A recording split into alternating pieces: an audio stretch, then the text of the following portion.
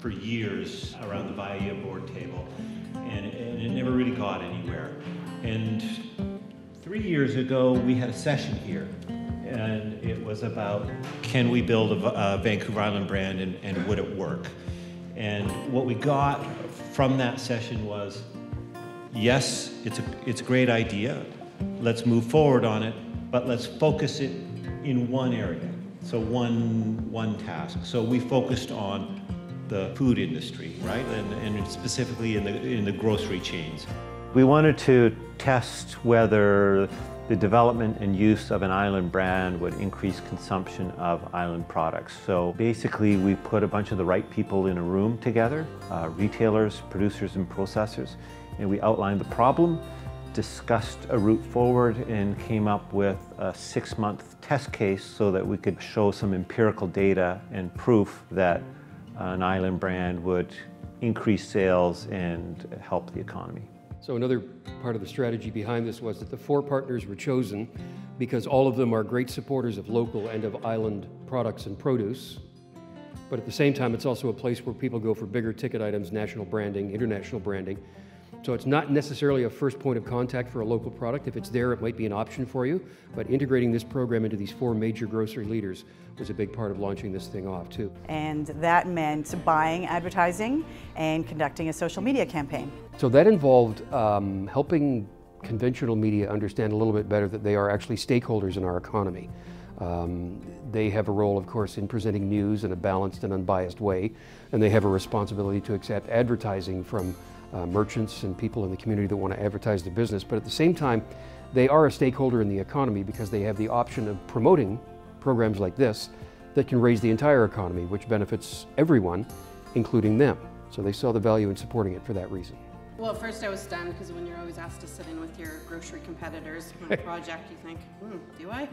But no, it was really good. For us, we're island owned and operated, so it made sense. I mean, it's a struggle every day for us to increase sales for our local producers. People always look at the price point between a island peanut butter and a national brand, and you see them consciously making that decision, and sometimes it boils down to price, and other times it boils down to the fact that they want to know where their food comes and that they choose to promote local. So the impact is huge. It just takes a small shift to make a big difference. And we see a lot of people, they'll spend more, especially in the fresh sections. So fresh produce in the summer is really not a hard sell because people see their local farmers out in their fields and they appreciate the hard work and effort that they do. And they want to be part of that actually. So I think there's just more we can do to communicate the importance of keeping the food supply here on the island, because if we do have a natural disaster or anything, we have a 3-day supply of food on this island. So it's the right thing to do. The more capacity we have to produce and supply island products, the better. In the 1950s, 80% of our agricultural goods consumed on the island were produced on the island.